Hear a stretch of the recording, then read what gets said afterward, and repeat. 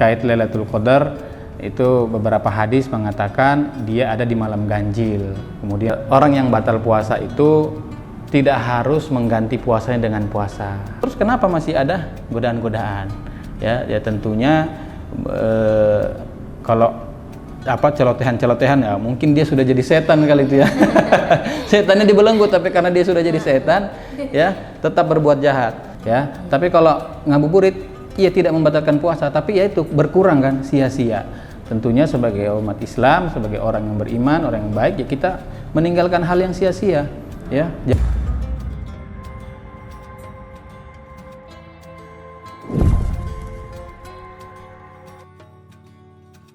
Alhamdulillah Mbak Fira, kita sudah menyelesaikan kewajiban kita sebagai seorang muslim pada hari ini. Semoga Allah senantiasa memberikan kita keberkahan dalam hidup.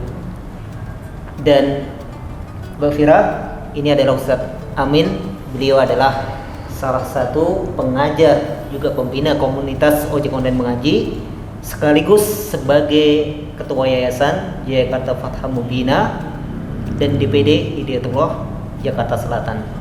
Begini Ustadz, ya, tadi sebenarnya yang ingin datang itu teman saya, juga temannya Mbak Fira, yaitu Mbak Nita. Tapi kebetulan suaminya lagi sakit. Masya Allah. Ya kita doakan ya, semoga suaminya Mbak siapa? Mbak Dita, Allah kasih kesembuhan ya yang tanpa bekas. Amin ya rabbal alamin. Amin. Assalamualaikum Pak Ustadz, perkenalkan saya Fira. Waalaikumsalam Mbak Fira. Oke Mbak Fira, silahkan kalau ingin bertanya apapun tentang masalah apapun kepada beliau. Kita persilahkan. Makasih Pak. Nah Pak Ustadz, Pak Ustadz Numan, aku mau tanya, gimana cara membina komunitas ojol mengaji itu, bagaimana caranya? Caranya membina ya? Iya. Insya Allah ya, pertanyaannya bagus. Alhamdulillah. Jadi sesuai dengan namanya ya, komunitas ojol mengaji. Jadi mengaji di sini itu sebenarnya utamanya adalah mengaji Al-Quran ya. Tentunya dari Al-Quran situ baru kita melanjutkan ke ilmu-ilmu yang lain, karena dalam agama Islam tentunya kita sudah tahu bahwa Al-Quran itu adalah sumber ilmu. Nah, jadi kita pelajari dulu sumbernya, kita pelajari Al-Quran, kita pelajari tata cara membacanya ya, menghafal dan sebagainya. Itulah ya bentuk dari pembinaan teman-teman ojol mengaji ini. Bisa kenal Mas Hoiri di mana ya? Oh, Masya Allah. Kenal di mana ya? Jadi gini, kami ini di organisasi Islam, yaitu Hidayatullah. Ya, jadi organisasi besar di Indonesia, dan kami di wilayah DKI dan terkhusus lagi spesifikasi di Kota Administrasi Jakarta Selatan. Ya. Ustadz Khairi kebetulan juga santri Hidayatullah sama seperti saya. Beliau dari Kudus yang kuliah di Jakarta Selatan di Lipia. Kita sama-sama santri di Jakarta, kemudian punya tugas dakwah ya, mendidik umat di lingkungan Jakarta Selatan. Nah, beliau karena mahasiswa bidang agama, kemudian kita ajak gabung nih untuk ngajar ya teman-teman ojol mengaji, teman-teman PPSU dan anak-anak TPA rumah-rumah Quran di Jakarta Selatan khususnya. Kemudian suatu saat karena beliau nih sambil kuliah sudah punya keluarga ya, cari maisahnya itu ngojek online ya. Kemudian punya ide, Ustadz gimana nih salah satu cabang dakwah kita buat ojol mengaji, ntar saya yang cariin teman-teman, ngajak teman-teman. Oke, langsung ketika itu ya saya masih bidang dakwah ya, kemudian sampaikan ke ketua Ustadz Rian ya, sekretaris Ustadz Suwito. Oke, sambut, kita siapkan tempatnya, guru-gurunya dan segala fasilitasnya. Silakan Mas Khairi untuk menjadi koordinator, mengguide teman-teman ya, seperti itu. Jadi mereka juga bagian santri Hidayatullah. Jadi kenalnya ya kenal di pesantren lah ya, kenal di kampus sama-sama. Pak Ustadz, ilmu sendiri selain jadi pembina di komunitas ojol mengaji dan kegiatannya di luar ngapain aja Pak Ustadz? Masya Allah ya, kebetulan saya diamanahkan di Hidayatullah itu ketua dewan ya, perwakilan wilayah Dewan Pimpinan Daerah ya, Dewan Pimpinan Daerah Hidayatullah Jakarta Selatan. Kemudian kita membuat juga yayasan ya untuk menopang kegiatan-kegiatan dakwah kita dan tarbiyah, yaitu Yayasan Jakarta Fatan Mubina. Karena kita SDM yang masih sedikit, saya ngerangkap nih. Ya, ngerangkap, kemudian ada ngajar, yang ngajar ngaji di rumah Quran, kemudian ada juga ngajar di Bogor, saya di salah satu sekolah tinggi ya, Darul Hufat Institute, dan tempat-tempat yang lainnya. Jadi kegiatannya seperti itu ya, fokus dengan Al-Quran lah ya, tidak lepas dari itu. Wah, berarti Pak Ustadz sendiri sering bisa ceramah-ceramah juga ya Pak? Ya, dibilang sering enggak juga ya, tapi ya sering, kadang-kadang ada jadwal seperti itu. Nah, kita boleh sharing bareng dikit nih Pak, biar semua makin giat nih belajarnya dan dekat kepada Allah Subhanahu. Oke, boleh ya. Jadi Ustaz, sebelumnya mohon maaf tuh Ustaz Amin, begitu juga Mbak Fira. Sebelumnya saya sangat berterima kasih. Ya, saya sepertinya harus undur diri karena masih ada jadwal ngajar di komunitas-komunitas Sibuk beliau. lain seperti itu. Jadi saya izin gitu. Siap. Hati-hati Mas Khairi. Makasih ya Pak. Nah, saya mau tanya lagi nih Pak Ustadz. Biasanya kan ibu-ibu suka nonton infotainment tuh di TV. Apalagi sekarang ya sudah zamannya digital. Gampang banget dapat cerita seputaran tentang artis dikit nih. Nah, itu termasuk membatalkan puasa nggak sih? Atau ketika nonton info tentang pernikahan si artis A nih misalnya, membicarakan cerai, kejelekan artis B, itu Pak Ustadz gimana ya hukumnya? Jadi pertanyaannya nih khusus ya, ketika bulan Ramadan seperti ini, kemudian ibu-ibu ya tadi ya, bapak-bapak enggak? Ya, nah ini bukan saya ibu-ibu, mohon maaf, yang nanya ibu-ibu juga, katanya suka nonton. Sebenarnya kalau kita ngelihat hukumnya yang membatalkan puasa itu tidak masalah ya, tidak ada membatalkan, karena yang membatalkan puasa itu kan minum sengaja, ya makan, kemudian berhubungan suami istri. Tetapi ada hadis yang lain mengatakan bahwa ya man lam yada qaulaz zur wal amal bihi ya, dan seterusnya, yang kurang lebih artinya barang siapa yang tidak meninggalkan ya, perkataan-perkataan dusta, bohong, dan perkataan-perkataan fujur, maka Allah juga sebenarnya tidak butuh ya daripada puasanya. Allah tidak butuh dia menahan lapar dan haus. Nah, karena itu mengurangi daripada puasa ya, karena pahalanya sayang, puasa yang seharusnya kita pakai untuk beramal ya, memperbanyak ibadah, ngaji dan sebagainya, kita pakai perbuatan yang sia-sia ya. Puasanya tetap, insya Allah tetap, cuma berkurang nilai pahalanya, berkurang nilai ibadahnya. Kalau sebaiknya dihindari ya. Ya, kalau untuk tanda-tanda puasa yang diterima Allah Subhanahu wa Ta'ala itu apa? Wah, berat nih pertanyaannya, tanda-tanda puasa yang diterima. Tentunya kita tidak bisa langsung melihat ya apa tanda-tanda yang diterima. Tetapi ya dalam perjalanan ini kita sering dengar ceramah, ya baca buku-buku hikmah. Salah satunya yaitu pertama, ketika setelah puasa kita tetap bisa istiqomah ya, kita tetap bisa istiqomah melakukan kebaikan, ibadah-ibadah ya, sebagaimana di bulan puasa itu ketika iman kita meningkat, bacaan kita meningkat, sholat kita meningkat. Tentunya ketika selesai bulan puasa itu tetap eksis. Kedekatan kita sama Allah di bulan puasa itu juga tetap kita bisa lakukan ketika bulan puasa. Nah, itu salah satu indikator bahwa puasa kita itu ada efeknya, berpengaruh dan diterima. Tentunya kalau diterima tidaknya kita nggak tahu ya, ini perkara goib, itu hanya tentunya nanti kita lihat di akhiratnya Allah. Tetapi tanda-tandanya itu adalah diri kita semakin membaik ya, keadaan kita membaik, ibadah kita hubungan kepada Allah semakin membaik ya, itu saya kira. Kalau nih Pak Ustadz mau tanya lagi, kalau di bulan Ramadan itu kan setan pada dibelenggu ya, terus kenapa sih masih ada aja umat muslim yang berdosa melakukan di bulan suci Ramadan? Mantap ini ya. Nah, ini pernah saya baca juga terkait ini, karena kalau tidak salah setidaknya ada 3 pendapat tuh ulama tentang apakah setan itu dibelenggu secara fisik ya, atau secara maknawi, atau hanya kiasan saja, karena bulan Ramadan itu kan bulannya orang berbuat baik ya.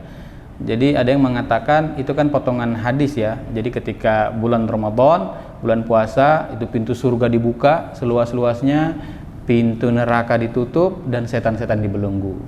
Ya. Nah, jadi yang mengatakan bahwa setan itu dibelenggu karena apa? Karena umat manusia ketika itu tuh berbuat baiknya meningkat. ya tidak ada peluang-peluang, tidak ada bisikan-bisikan untuk berbuat jahat, sehingga mereka seakan-akan tuh terbelenggu, ya. Ini perkataan. Ada juga yang mengatakan bahwa memang terbelenggu secara fisik, ya, secara fisik. Nah, tetapi tadi itu pertanyaannya, terus kenapa masih ada godaan-godaan? Ya tentunya kalau celotehan-celotehan, ya mungkin dia sudah jadi setan kali itu ya. Setannya dibelenggu, tapi karena dia sudah jadi setan, ya tetap berbuat jahat. Ya tentunya tidak itu ya, tapi kembali lagi ke perkataan atau pendapat-pendapat ulama tentang hadis itu setan dibelenggu, ya tentunya kita tetap meyakini hadis itu bahwa memang setan itu dibelenggu. Dan terus kenapa bisa manusia masih tergoda, ya masih tergoda, ya itu tadi mungkin karena kebiasaan dia memang berbuat jahat, sehingga ya orang itu melakukan hal-hal karena kebiasaannya. Ya, bahkan dikatakan juga orang itu nanti ketika meninggal, ketika mati itu dimatikan dengan kebiasaannya, itu sangat mudah bagi Allah Subhanahu wa taala, apalagi ketika dia belum meninggal. Ya mudah-mudahan kita diistiqomahkan dalam kebaikan, ya. Nah, sehingga ketika bulan puasa, bulan kebaikan, setan sudah diikat, masa kita mau jadi setannya, ya kan? Masa kita masih bisa tergoda, naudzubillah. Ini mungkin nih Pak Ustadz, banyak pasti perempuan-perempuan yang masih belum tahu batasan puasa untuk perempuan atau laki-laki mengutang atau ganti puasa, terutama bagi perempuan nih, gimana, atau sehabis haid atau gimana untuk berapa lamanya Pak? Baik, ya untuk puasa ganti ya puasa ganti tentunya itu langsung dikatakan dalam Al-Quran, ya kita apabila ada yang kita batal ya karena sakit dan sebagainya, perempuan karena haid, kita mengganti di hari-hari berikutnya di luar bulan Ramadan, itu boleh, ya mulai bulan Syawal di luar Idul Fitri, ya karena Idul Fitri itu hari yang dilarang untuk kita berpuasa. Setelah Idul Fitri, ya hari kedua itu sudah boleh kita berpuasa sampai, nah ini sampainya ini juga ada ulama yang berbeda pendapat, ya ada yang mengatakan pertengahan Sya'ban. Kenapa? Ya karena khawatir nanti sudah mendekati. Tetapi tidak, kalau bagi saya bulan Sya'ban juga boleh. Jadi selama setelah bulan Ramadan, selain Idul Fitri, ya selain Idul Adha juga, karena Idul Adha itu tidak boleh kita puasa ya ketika Id, ya hari-hari yang dilarang itu kita tidak. Tapi selain itu kita berpuasa itu boleh sampai nanti mungkin mendekati Ramadan berikutnya, ya kita kasih jarak 1 atau 2 hari sebelum Ramadan berikutnya itu boleh. Kenapa? Karena kalau misalnya menjelang 1 hari itu ada namanya hari syak, hari ragu-ragu, ya apakah ini sudah masuk bulan puasa atau belum, ya. Bagaimana nih Pak Ustadz kalau mau mengganti puasa tetapi tiba-tiba sudah bulan puasa Ramadan selanjutnya lagi, gimana itu Pak Ustadz hukumnya? Nah ini saya tanya balik, ya kenapa dia nggak gantinya, lupa atau sengaja? Ya Kalau lupa dengan sengaja itu gimana? beda dong, ya kalau lupa itu kan insya Allah mengampuni dosa-dosa yang lupa, tapi tentunya dia harus bayar juga di setelah bulan Ramadan itu. Dia puasa Ramadan dulu, setelah bulan Ramadan dia ganti, tentunya juga dengan taubat. Nah, tetapi kalau sengaja, ya tadi itu ya astagfirullah, taubat itu ya taubat. Dan perlu diketahui Mbak bahwa orang yang batal puasa itu tidak harus mengganti puasanya dengan puasa. Ya ada namanya bayar fidyah. Itu kalau misalnya orang tua yang sakit dan kayaknya ini udah nggak bakal sembuh nih, ya udah tua banget gitu kan, sakitnya bertahun, itu boleh diganti dengan bayar fidyah, yang memberi makan satu orang miskin, ya selama dihitung berapa hari yang dia tinggalkan. Begitu juga dengan ibu-ibu hamil, ya kemudian menyusui dan lain sebagainya. Tapi kalau dia masih kuat, ya masih sehat, bugar badannya, bisa mengganti dan puasa, itu lebih baik, ya itu lebih baik. Dan ada juga pendapat itu yang mengatakan bahwa apabila dia sudah puasa lagi, dia belum mengganti, ya dia boleh membayar fidyah, ya membayar fidyah untuk mengganti itu untuk memasuki bulan Ramadan yang datang itu. Tetapi ketika dia masih kuat, dia juga boleh ditambahkan dengan puasa, ya puasa ganti setelah Ramadan berikutnya. Tentunya tapi jangan disengaja, ya. Nah, disengaja. Islam ini atau agama kita ini insya Allah mudah, tetapi jangan kita mudah-mudahkan. Nah, terus Pak Ustadz, banyak banget nih anak muda-muda yang ngabuburit itu di tempat tongkrongan atau di taman. Hukumnya itu bagaimana sih Pak Ustadz? Hukumnya boleh, ya, nah, ya kan? Nah, boleh. Cuma ya itu tadi itu kayak pertanyaan yang tadi terkait ibu-ibu nonton ya, ngabuburit. Nah, kita Islam sudah mengajarkan bulan Ramadan kan bulan pendidikan, bulan kita mentarbiyah, bulan ibadah. Kenapa kita nggak habiskan hari-hari kita di puasa itu untuk hal-hal ibadah? Jadi kita ngumpul di masjid, ngaji, tadarus, dengar kajian itu lebih bermanfaat ya. Tapi kalau ngabuburit ya tidak membatalkan puasa, tapi ya itu berkurang kan, sia-sia. Tentunya sebagai umat Islam, sebagai orang yang beriman, orang yang baik, ya kita meninggalkan hal yang sia-sia ya. Jangan sampai bulan Ramadan ini lewat kita hanya puasa sebatas menahan lapar dan haus ya itu aja yang kita dapat. Nah, kita padahal ini kan momennya, ini kesempatan kita merebut pahala sebanyak-banyaknya, dilipat gandakan pahala di bulan Ramadan ini, Masya Allah ya. Jangan sampai kita habiskan dengan sia-sia, ngabuburit dan sebagainya ya. Sesekali bolehlah ya, sekali bolehlah, tapi jangan dijadikan kebiasaan. Nanti kemudian ngabuburit, buka puasa, maghribnya lewat. Nah, banyak yang begitu ya. Tapi kalau misalnya ngabuburitnya itu di masjid, kemudian langsung siap buka puasa dan sholat maghrib, nah ini yang mantap ya. Mudah-mudahan anak muda di Indonesia seperti itu.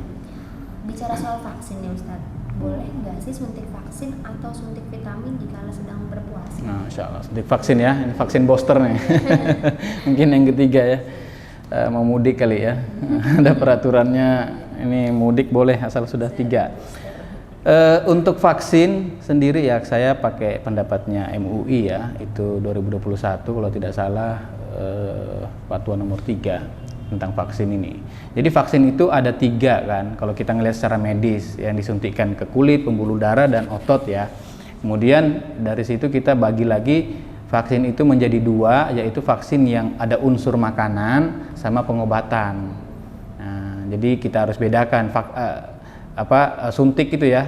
Nah, kalau vaksin ini masuk di jenis yang obat-obatan. Jadi suntik yang bukan ada unsur makanannya. Insya Allah itu tidak masalah. MUI juga membolehkan ya, juga ulama-ulama di Timur Tengah, negara-negara Islam itu membolehkan vaksin ya. Yang tidak boleh itu adalah suntik tetapi mengandung unsur makanan ya, mengandung unsur makanan, vitamin dan lain sebagainya. Insya Allah tidak masalah ya. Pada saat minggu terawih nih, kebanyakan orang-orang tuh pasti pada semangat banget tuh Pak untuk minggu pertamanya. Nah, untuk hukumnya kalau sholat berpuasa tapi tidak terawih. Oh, puasa tapi tidak terawih ya? Iya, terawih. Di awal-awal rame gitu ya, nanti sudah pertengahan habis, sudah banyak di mall. Padahal yang harusnya itu adalah kita istiqomah dan lebih meningkatkan di akhir, apalagi 10 terakhir itu ya. Mudah-mudahan nih para pemirsa penonton bisa mengambil ibrohnya, jangan dibalik-balik.